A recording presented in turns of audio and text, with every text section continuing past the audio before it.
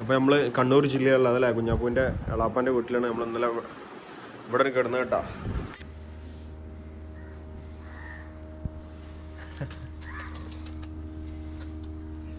ചോക്കിൻ്റെ ഭാഗത്തേക്ക് വെള്ളമിറങ്ങിയിട്ട് അറിയില്ല. അപ്പോൾ കുഞ്ഞാപ്പൂ ചോക്കൊക്കെ തുടച്ച് വന്ന് അപ്പോൾ സ്റ്റാർട്ട് ചെയ്ത് നമുക്ക് പെട്ടെന്ന് നേരെ പോകുന്നത് കണ്ണൂർ സിറ്റിയിലേക്കാണ്. കണ്ണൂർ സിറ്റിയിൽ തുറമുഖത്തിൻ്റെ ഒരു വശത്ത് 15-ാം നൂറ്റാണ്ടിൽ പോർച്ചുഗീസുകാർ നിർമ്മിച്ച സെൻറ്റ് ആഞ്ചലോ കോട്ടയും മറുവശത്ത് അറക്കൽ കൊട്ടാരവുമാണ്. പ്രത്യേക ഷേപ്പിൽ തന്നെ ഇനി ഒരു അറ്റാക്ക് നടന്ന പോലെ തന്നെ അതവിടെ കാണിച്ചു വെച്ചിട്ടുണ്ട്. പെട്ടെന്ന് ഒരാൾക്ക് വന്ന് തുറക്കാൻ പറ്റാത്ത ഒരു കോലത്തിൽ പണ്ടത്തെ ആ ഒരു സ്റ്റൈൽ തന്നെയാണ്. ക്രിസ്തുവർഷം 16-18 നൂറ്റാണ്ടുകളിൽ കേരളത്തിലെ പ്രധാനപ്പെട്ട സൈനിക കേന്ദ്രമായിരുന്നു ഈ കണ്ണൂർ കോട്ട. പോർച്ചുഗീസുകാരുടെയും പിന്നീട് ബ്രിട്ടീഷുകാരുടെയും മലബാറിൽ തന്നെ ഏറ്റവും വലിയ സൈനിക കേന്ദ്രമായിരുന്നു ഈ കണ്ണൂർ കോട്ട. ജയിലിൻ്റെ ഒരു നിർമ്മാണം എന്നൊക്കെ പറഞ്ഞു കഴിഞ്ഞാൽ പോർച്ചുഗീസുകാർ വന്ന കാലഘട്ടത്തിലായിരുന്നു. അപ്പോൾ ഈ കാണുന്ന എല്ലാം ജയിലാണ്. കുഞ്ഞാപ്പൂ സെറ്റായില്ലേ? അതെ. അപ്പോൾ നമ്മൾ കണ്ണൂർ ജില്ലയിലുള്ള അതല്ലേ കുഞ്ഞാപ്പൂവിൻ്റെ എളാപ്പാൻ്റെ വീട്ടിലാണ് നമ്മൾ ഇന്നലെ ഇവിടെ കിടന്നത് കേട്ടോ. അലങ്കോലാക്കിയിട്ടുണ്ട്. കുഞ്ഞാപ്പൂ ഇതൊക്കെ ഒന്ന് സെറ്റായി കൊടുക്കുക കുഞ്ഞാപ്പൂ. എളിയുമുണ്ട് പാവണം. എളിയമാനെ ഇതാക്കണ്ട. എളപ്പൻ്റെ മോനെ നമുക്ക് കട്ട കുഞ്ഞാപ്പൂൻ്റെ അനിയന് സപ്പോർട്ടായി തന്നല്ലേ. ഫുൾ ഏരിയകളൊക്കെ പറഞ്ഞ് നമ്മളിന്ന് അവിടെ കണ്ണൂർ എക്സ്പ്ലോർ ചെയ്യാൻ വേണ്ടി പോകുന്നത്. നല്ല അടിപൊളി ക്ലൈമറ്റ് ആണ് ഇപ്പോൾ. എന്ന് ചൂട് കുറച്ച് അതെ ഞായറാഴ്ച അവന് ലീവ് ആയതുകൊണ്ട് തന്നെ അപ്പോൾ ലഗേജും സാധനങ്ങളൊക്കെ സെറ്റാക്കിയിട്ടുണ്ട്. അവിടെ അടിപൊളി മിററൊക്കെ ഉണ്ട്. അപ്പോൾ സെറ്റില്ലേ അളാപ്പുണ്ട് അവിടെ. ഞാപ്പൂൻ്റെ ഉപ്പാൻ്റെ അനിയന് ഫുള്ള് സെറ്റാണ്ട്. അപ്പോൾ TV ഒക്കെ വെച്ച് അവന് വൈഫൈ ഉണ്ട്. നമുക്ക് വൈഫൈയിലൂടെ അപ്ലോഡൊക്കെ ചെയ്ത് അതുകൊണ്ട് തന്നെ നെറ്റ് ഫാസ്റ്റിലൂടെ നമുക്ക് അപ്ലോഡ് ചെയ്യാൻ പറ്റും. ഇപ്പോൾ ഏകദേശം 10 മണിയായില്ലേ? ഓക്കെ എന്നാൽ സെറ്റാ. ഞാപ്പോൾ എന്താ അപ്പം പറഞ്ഞു. കണ്ണൂർ സ്പെഷ്യൽ ഫുഡ് ഇവിടെ നിന്ന് ചോദിച്ചവർക്കായിട്ടാണ് നമ്മളിപ്പോൾ കഴിച്ചു കൊടുക്കുന്ന മുട്ടപ്പാണ്. അതുപോലെ തന്നെ നമ്മൾ ഇന്നലെ നൈറ്റിലും കഴിച്ചിട്ടുണ്ടായിരുന്ന ആ ഒരു ഫുഡും കൂടി കാണിച്ചു തരാം. പത്തിലും അതുപോലെ തന്നെ പുട്ട് ബീഫും കൂടിയായിരുന്നു. അതിൻ്റെ കൂടെ തന്നെ വാട്ടർമെലനൊക്കെ ഉണ്ട്. കുഞ്ഞാപ്പൂൻ്റെ എളാപ്പാൻ്റെ വീട്ടിലാണ് നമ്മൾ ഇറങ്ങാൻ വേണ്ടി പോകുന്നത്. നമ്മൾ കൊണ്ട് ഇവിടെ സ്റ്റേ ചെയ്ത് നൈറ്റിൽ ഇവിടെ എത്തി. ഏകദേശം എത്ര മണിയായിട്ടുണ്ടാവും കുഞ്ഞാപ്പോ? 9:30 ആ സമയമൊക്കെ ഇവിടെ എത്തി. എന്താ ഇറങ്ങുന്നത് ഏകദേശം ഇവിടെ മോർണിംഗിൽ 10 മണിയായി. കാരണം വെച്ച് കഴിഞ്ഞാൽ ഡിലേ വരാൻ കാരണം വെച്ച് കഴിഞ്ഞാൽ വീഡിയോ എഡിറ്റ് ചെയ്ത് വന്നപ്പോൾ കുറച്ച് ടൈം എടുത്തു. അതാണ് ഇത്ര ലേറ്റ് ആയത് മോർണിംഗിൽ നിന്ന് ഇറങ്ങാൻ. നമ്മൾ ലഗേജൊക്കെ സെറ്റാക്കിയിട്ടുണ്ട്. പൂച്ച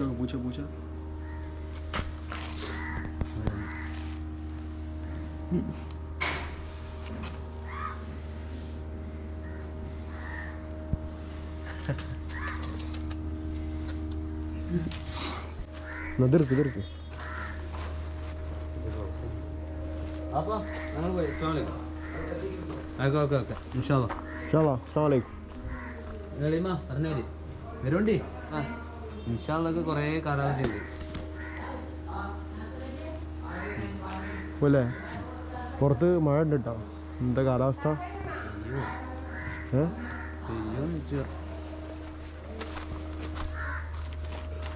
ഷോക്സ് എടുത്താ? ഷോക്സ് കവറിലെത്തിയില്ലേ?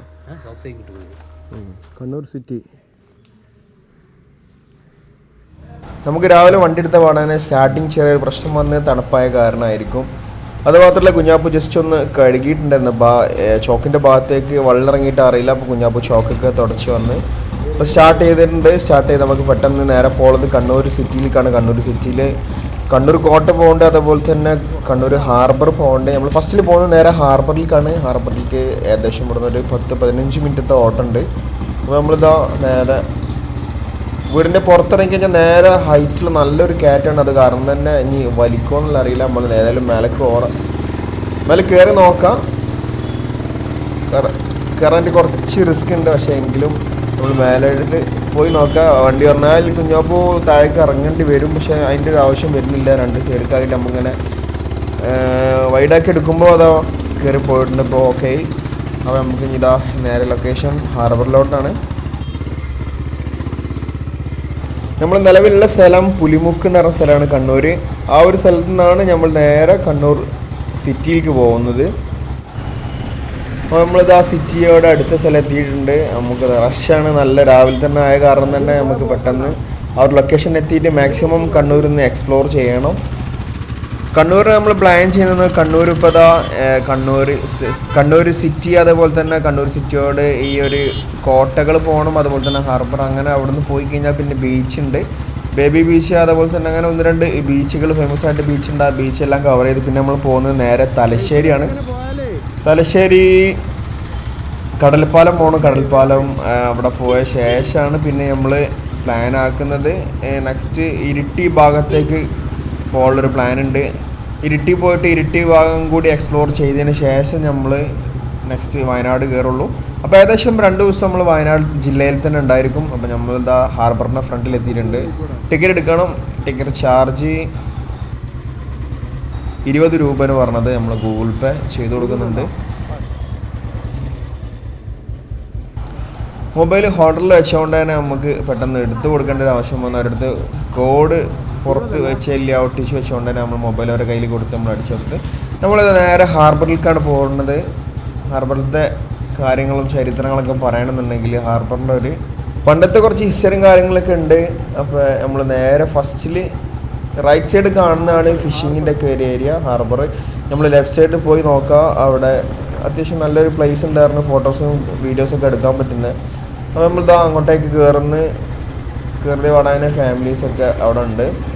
നമ്മൾ താനൂർ ഹാർബറിൻ്റെ പോലെയല്ല അവിടുത്തെ ഒരു ഷേപ്പ് എന്ന് പറഞ്ഞു കഴിഞ്ഞാൽ അതിലേക്ക് റോഡ് പോകുന്നുണ്ട്. സൈഡിലൊക്കെ അതാ വലിയ ഹെവി ആയിട്ടുള്ള സ്റ്റോണ്, കോൺക്രീറ്റിൻ്റെ സ്റ്റോൺ. നമ്മൾ ഏതായാലും ജസ്റ്റ് ഇവിടെ പാർക്ക് ചെയ്തിട്ട് മറ്റുള്ള കാഴ്ചകളിലേക്ക് പോവാം. ദക്ഷിണേന്ത്യയിലെ കേരളത്തിലെ കണ്ണൂർ മുനിസിപ്പൽ കോർപ്പറേഷനിൽ ആയിക്കരയിൽ സ്ഥിതി ചെയ്യുന്ന പ്രകൃതി രമണീയമായിട്ടുള്ള ഈ തുറമുഖം മാപ്പിള ബേ അല്ലെങ്കിൽ മോപ്പില ബേ എന്നുള്ള ഒരു പേരിലും കൂടി ഈ ഒരു തുറമുഖം അറിയപ്പെടുന്നുണ്ട്. തുറമുഖത്തിൻ്റെ ഒരു വശത്ത് 15-ാം നൂറ്റാണ്ടിൽ പോർച്ചുഗീസുകാർ നിർമ്മിച്ച സെൻറ്റ് ആഞ്ചലോ കോട്ടയും മറുവശത്ത് അറക്കൽ കൊട്ടാരവുമാണ്.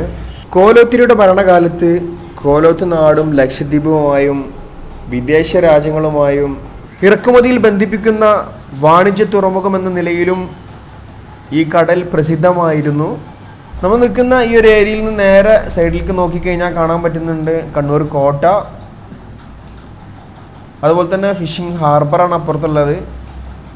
നെക്സ്റ്റ് നമ്മളിതാ അവിടെ അപ്പുറമൊക്കെ നോക്കിക്കഴിഞ്ഞാൽ നല്ല അടിപൊളി കാഴ്ചകളാണ്. ഏതായാലും നമ്മൾ ഇവിടുത്തെ കാഴ്ചകൾ അവസാനിപ്പിച്ച് നമ്മളിനി പോകുന്നത് നേരെ കോട്ടയിലേക്കാണ്.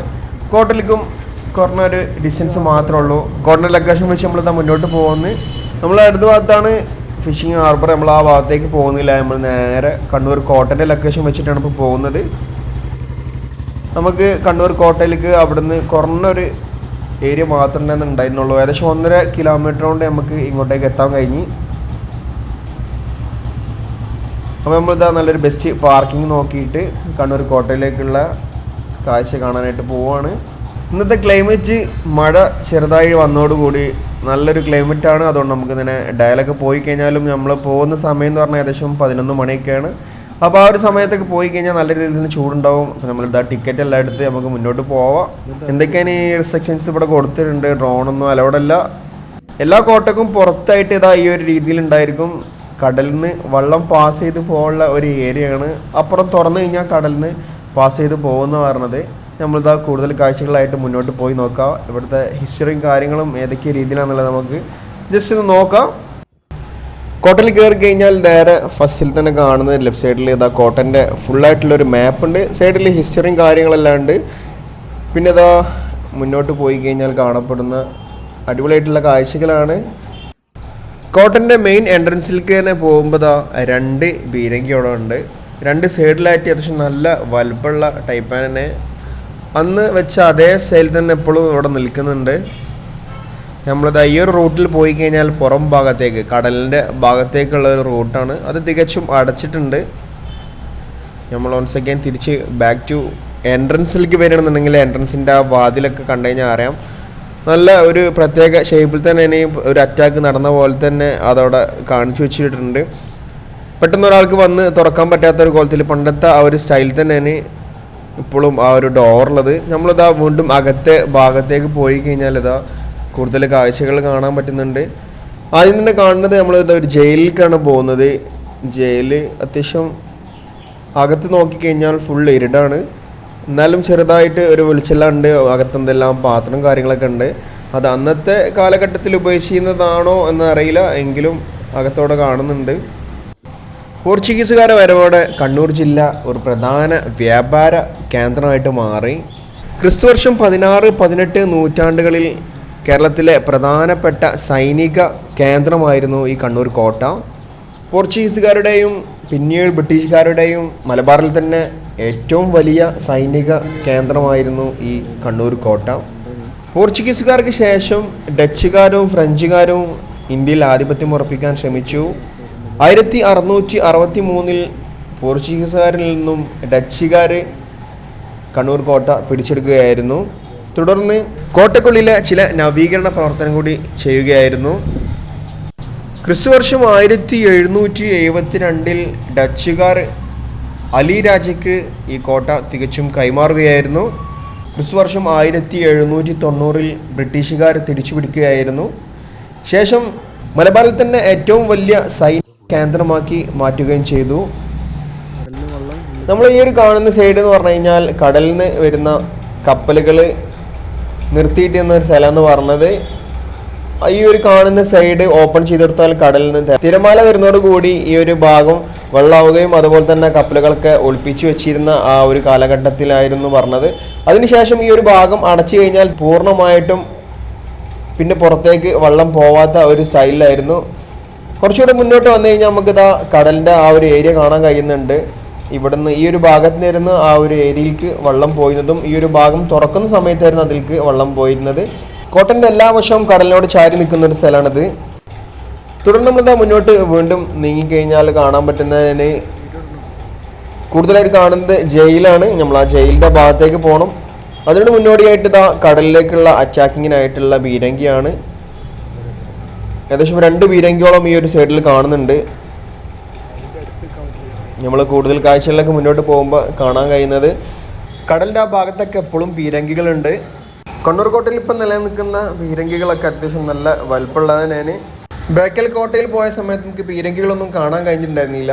നമുക്കിതാ ഇവിടെ എല്ലാ ടൈപ്പ് പീരങ്കികളുണ്ട്. നമുക്ക് മേൽഭാഗത്തേക്ക് ഇതാ വേറൊരു അഡീഷണൽ ഏരിയ കാണുന്നുണ്ട്. സ്പെഷ്യൽ ഏരിയ അത്യാവശ്യം നല്ലൊരു ഹൈറ്റുള്ള ഭാഗം തന്നെയാണ് പറഞ്ഞത്. അപ്പോൾ ഈ ഒരു ഏരിയയിൽ നോക്കിക്കഴിഞ്ഞാൽ എല്ലാ വശവും ഒരുപോലെ കാണാൻ പറ്റുന്നതിനാണ്. അപ്പോൾ അപ്പുറം എന്താ 2 ചെറിയ പീരങ്കികൾ ഇവിടെ ഉണ്ട്. അപ്പുറത്ത് മുന്നിലൊരു ബെല്ലൊക്കെ കാണുന്നുണ്ട്. തുടർന്ന് നമ്മൾ മുന്നോട്ട് പോയി കഴിഞ്ഞാൽ ഇവിടെ ഒരു പുതുതായിട്ട് പണിത ഒരു വീടാണ് കാണപ്പെടുന്നത്. അകത്തേക്ക് പ്രവേശനമില്ല. അപ്പോൾ അതുകൊണ്ട് നമുക്ക് പോകുന്നത് നല്ല അടിപൊളിയായിട്ടുള്ള ഫിൽറ്റർ ചെയ്തിട്ടുള്ള വെള്ളമുണ്ട്. നമുക്ക് ബേക്കൽ കോട്ടയിൽ ആ വെള്ളം കിട്ടിയിട്ടുണ്ടായിരുന്നില്ല. ബേക്കൽ കോട്ട ഏകദേശം 40 ഏക്കർ നടക്കാനുണ്ട്. അവിടെയാണ് മെയിനായിട്ട് ഇത് വരേണ്ട. ഒരു 3-4 ഫിൽറ്റർ ചെയ്ത വെള്ളം കിട്ടണമെങ്കിൽ വലിയ ഉപകാരമാവും.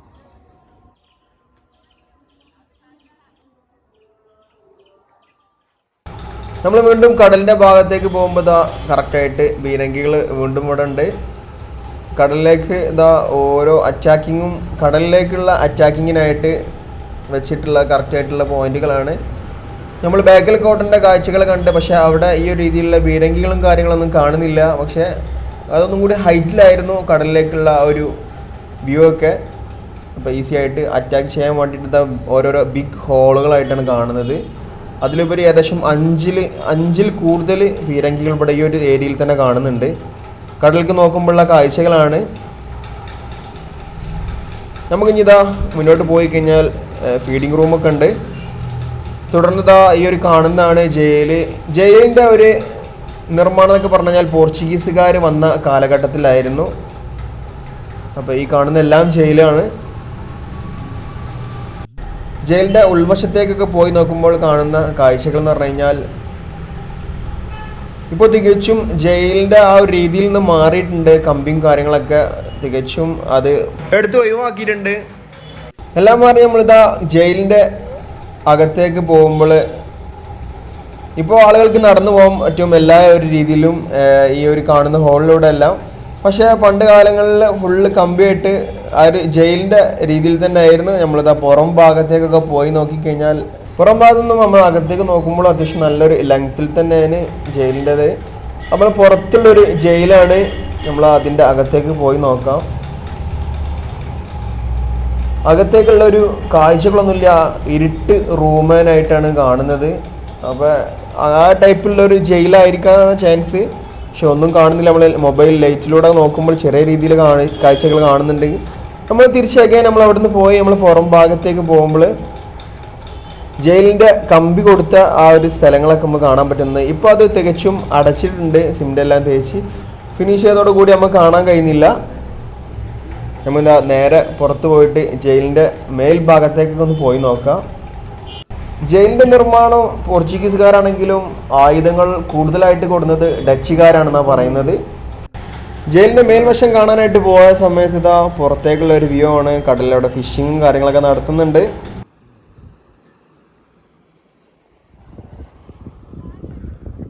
भाई कैसा है? बस अच्छा है. किधर से? मैं दिल्ली से. ഡൽഹിയിൽ നിന്ന് നമ്മൾ കണ്ണൂർ കോട്ട കാണാൻ എത്തിയാണ്. कितना दिन? हमें तो एक्चुअली हम आए थे तमिलनाडु में आए थे. तमिलनाडु में पहले? कॉलेज के अंदर रहे थे, इंटरनेशनल कॉन्फ्रेंस थी. हाँ हाँ हाँ. तो वहाँ से फिर यहाँ पर हम वापस थोड़ा घूमने के लिए आ गए कि नियर बाय केरला पड़ रहा था तो लगे हाथ इसी.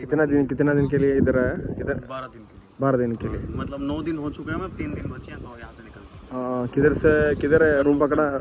रिसोर्ट है? कन्नूर. रेस्टोरेंट है? नहीं, हाँ होम स्टे है. Home stay. कितने आदमी है? 2 आदमी बस? आप दोस्त? 6 लोग हैं. हाँ, दूसरा वाला किधर है? सारे घूम रहे हैं. हाँ घूमता है. ठीक है. शुक्रिया. कैसा है केरला? केरला मतलब फर्स्ट टाइम है इधर केरला में? फर्स्ट टाइम है.